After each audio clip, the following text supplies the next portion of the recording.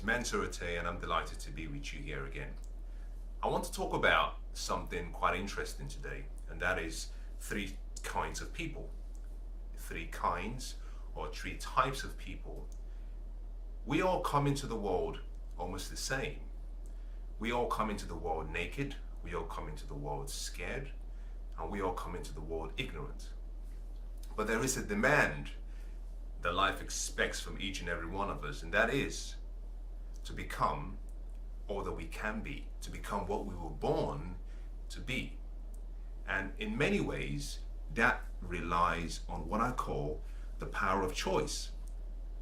We all have been given different gifts. Each gift is almost uniquely tailored to what we are born to do. I like to use the analogy or the metaphor that we are solutions to problems that exist in the world, or problems that will exist sometime in the future. So we're all born for a specific purpose, and hidden in our purpose is an understanding about a particular area of life. I call that an area where we have some level of wisdom. However, when we're born ignorant. We have to learn. At the bottom of the three kinds of people is what I call losers. Now I'll let you make your own judgment about whether you consider yourself to be in the first category, which is the losers, the second category, which is the learners, and the third category, which are leaders. In some way, we all have to start from the bottom. That bottom simply says that there is some area of life where you do not have a lot of wisdom in. And that is fine, because you have a specific purpose. And although there is so much knowledge and information around the world, probably about, I would say, 99% of all the information that has been gathered so far in history from the beginning of time and data storage till today, about 99% of it is not relevant to what you were born to do. That means you need focus. You need a level of focus and concentration about what your specific purpose is. Because in that purpose is wisdom. It will be an area where you have a level of interest and energy and passion and desire to learn about. So we all come into the world ignorant, and that is nothing to be ashamed of, because in every area there is somewhere that we are ignorant about. So ignorance is simply you not having an understanding, or you not having the wisdom or the knowledge about a particular area. On the other hand, ignorance is different from being stupid, and this is where the losers come in. Stupid is you recognizing that you are ignorant, but making a deliberate decision not to pursue wisdom, not to learn, not to listen. And losers are those kind of people who have rejected knowledge, but even more importantly, they've rejected wisdom. Now, knowledge is like having a tool. You could have a hammer, and let me use a hammer as an example. If you had a hammer and you left the hammer on a table in your house, if a young baby walked up and grabbed that hammer, they can use that hammer for various things. Now, the hammer wasn't designed to be used to hit someone on the head. The hammer was specifically designed to use against a nail. Knowledge is like having a tool, it's like having a hammer. You have the information. Wisdom, on the other hand, is knowing what to do with the information, when to apply the information, when not to use the information, and it goes as far as understanding when the information has to be replaced. So wisdom allows you to use the tool. Knowledge is the tool. Wisdom is your ability to have good judgment, have understanding, and have the ability to apply the tool for the right purpose for which it was actually designed. So in every area of life, there is an area where we have some level of ignorance. There's something we don't know. The difference between those who are losers and those who are learners is passion. Those who are learners understand that there is something they don't know, and they have a desire to learn. Those who are Losers, on the other hand, reject knowledge. I like to think about it as some level of arrogance or some level of feeling they have within themselves that there is no need for wisdom. I believe that we learn in various ways. You can learn through pain and you can learn through successes. Now, your pain comes as a byproduct of some area that you failed in life, but not necessarily the failure. It comes as a result of your specific decision not to learn or not to receive the feedback from the failure. I always say this, that in every failure, there is a gem hidden in every failure. If you have the patience, if you have the foresight, if you have the ability to stand back and ask yourself the question, what am I not seeing? I love what Brian Tracy says. He makes a quote, a statement where he says, at the end of every difficult situation, stand back and ask yourself two questions. What did I do right? And what can I do differently? Or rather, what would I have done differently? That is you going back and saying something didn't work, but what is the feedback? What is the hidden gem in the feedback? Learners are people who have a passion to grow, people who have understood that their potential has not been reached. Learners are people who understand that there is something much bigger they're meant to do in the world, and there's a lot more greatness within them.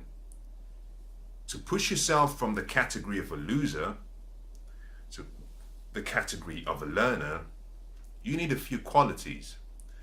Number one is you have to have the quality of someone who has a thirst for wisdom, for knowledge. The average person reads less than one book every year. And by that one book, what I'm really referring to is not books for escapism or books just simply designed for entertainment. I'm referring to books to help you become the best that you can be. Books that can actually push you towards you becoming the great person you were born to be. Books that inspire you, books that educate you, books that inform you, books that enlighten you, books that motivate you to becoming the great person that you were born to be. The average person reads less than one book every year. Those people are people that I consider to be in category one. Now, this might come across as being harsh, but I'll let you decide.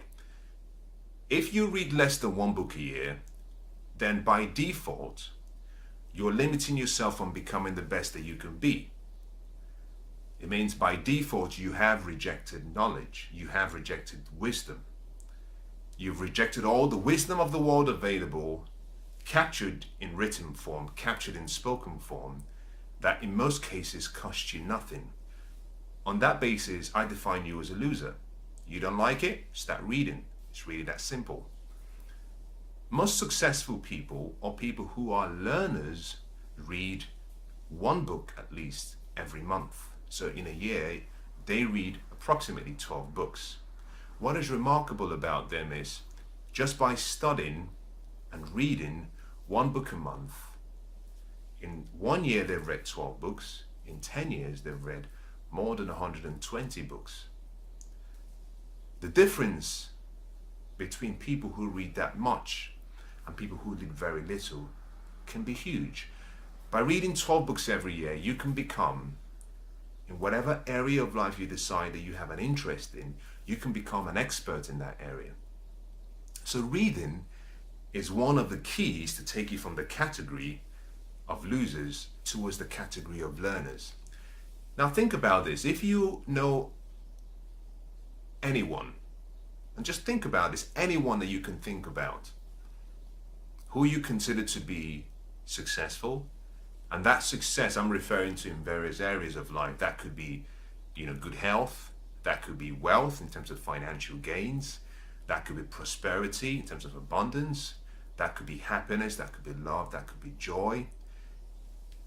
In any area, if you could identify one person that you believe is successful, there's something you would always associate with that person, and that is the desire to read.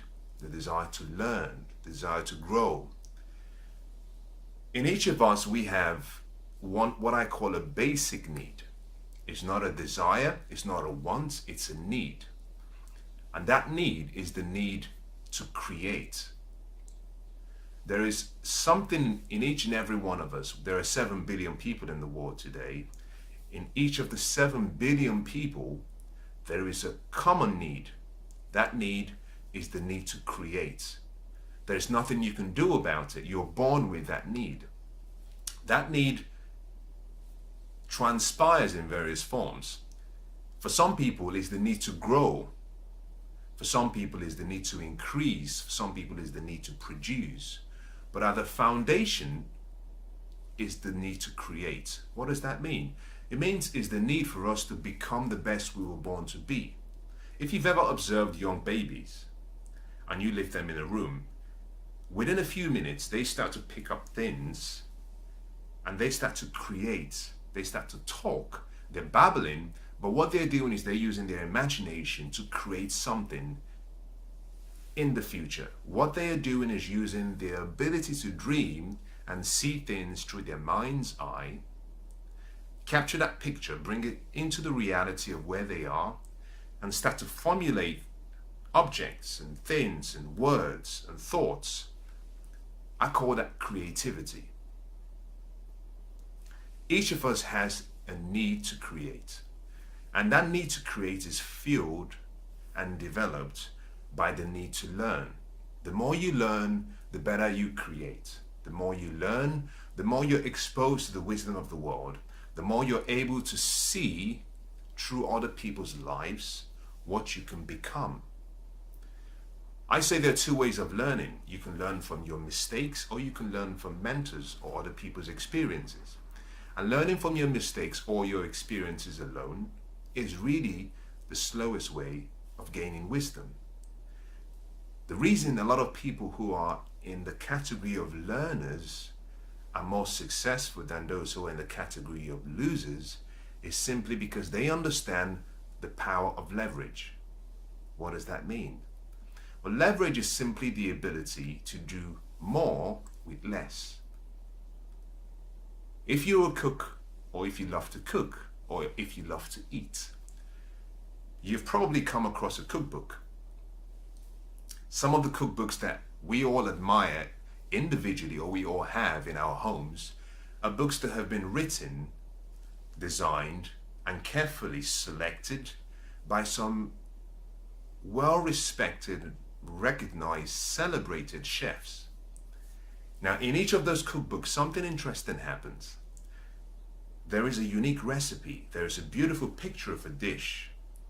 And next to the dish, in pictures, are instructions. It contains specific cooking instructions that you have to follow. The chef has spent a lifetime studying how to make a particular dish and make it perfectly well. And they've documented in this book all of the ingredients you need to get in the right quantity, in the right sequence, in the right order. And they've given you, in a few words, how you can replicate the same dish that you see in the picture. And all they've simply said to you is, if you follow the instructions, you will get the same dish, just like it would have been had I been cooking it. And that is what reading does for you. You leverage time. When you read a book, you could come across some knowledge that may have taken someone about 30 years to learn. But in 3 hours, you could learn everything that took one person 30 years. What that simply means is it saves you all of the pain, all of the heartache, all of the missed opportunities, all of the frustration that would have gone from what I call the trial and error approach. You do not have to fail your way to success. You've got to be intelligent. There is a shortcut to success, and that is wisdom. This applies to any area of life: relationships, financial intelligence and wealth creation, happiness, good health, well-being. In any area of life, you need a unique ingredient called wisdom. And that is simply you making a decision to learn through the lives and through the experiences of other people. So in the second category, we have people who love to learn. You have to see yourself as someone who has a future that requires adaptation of who you are today. You have to see yourself as someone who has a future that may never arrive until you become the person deserving of that future. Now, how do you become the person deserving of the future? You simply have to grow, you simply have to create, you simply have to produce, you simply have to develop your character in such a way that you are the right person in the right place at the right time. Now, the final group of people is what I call leaders. What is a leader? Well, we are all leaders. Let me start by making that statement. We are all leaders. We're all called to leadership. Now, you might be a leader in exile, or you might be a leader in self-imposed limitations. Whatever the case may be, you were born a leader. And each and every one of us is expected to lead ourselves first before we're able to inspire others and lead others in our area of purpose. What does this mean? I started up by saying that each and every one of us was born for a specific reason. We were born because there's a unique solution that we've come into the world as to make the world a better place for the generations to come. We have a purpose. In that purpose is a gift that we've been given. The gift comes as an ability which has been given to us to help us fulfill the purpose for which we were born. That simply means that we have a customized purpose with a customized gift for a customized problem, and therefore our leadership starts with discovering our purpose, understanding our gifts, becoming exceptionally excellent in what we were born to do, in such a way that we serve that gift back to the world to provide a solution to the problem that exists or will exist in time to come.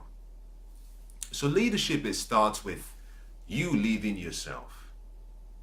Leadership starts with you discovering what the purpose of your life is. Leadership starts with you understanding that you were born to make a difference in someone else's life. And that process is a continuation of what you learn in the second category, which is becoming a learner.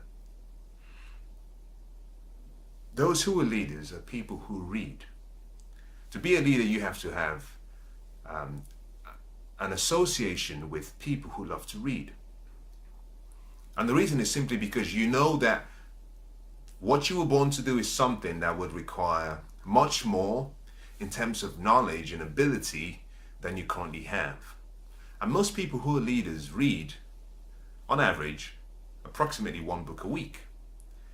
Some read between 4 and 6 books a month. A book a week means that in a year you've read about 52 books. Now, contrast that against those in the second category, which are the learners who read 12 books.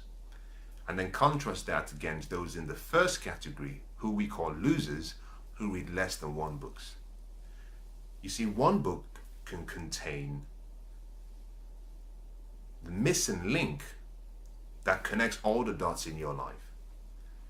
If you want to be a leader, you have to be a reader.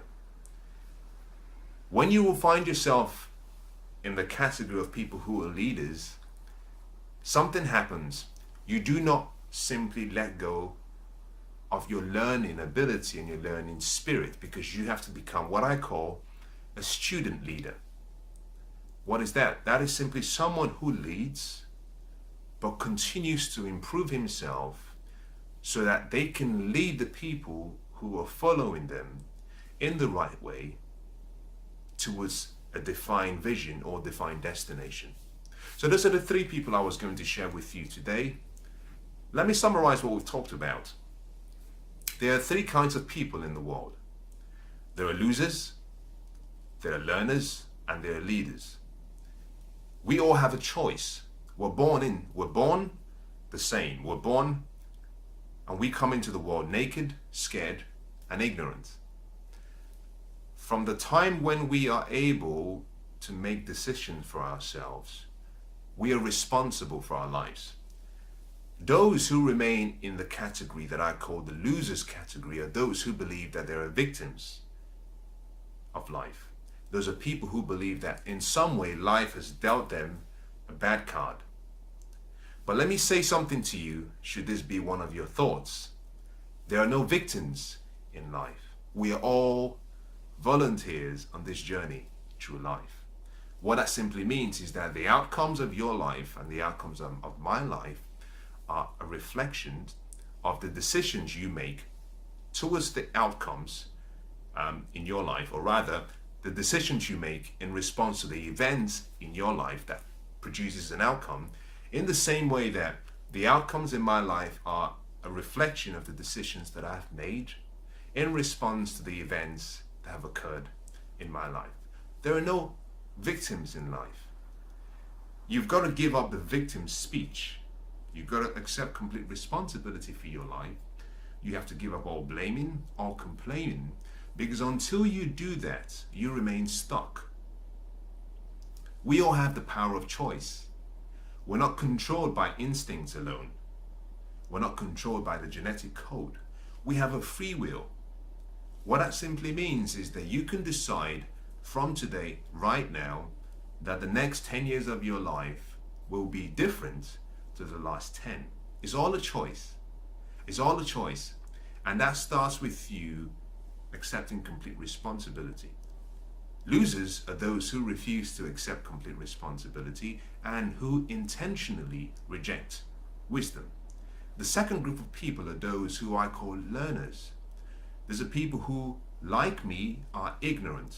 Now, I said something at the start, and that is that in every area of life that there is something that we are all ignorant about because we cannot know everything. But learners are people who have the passion and who have this desire to become the best that they were born to be.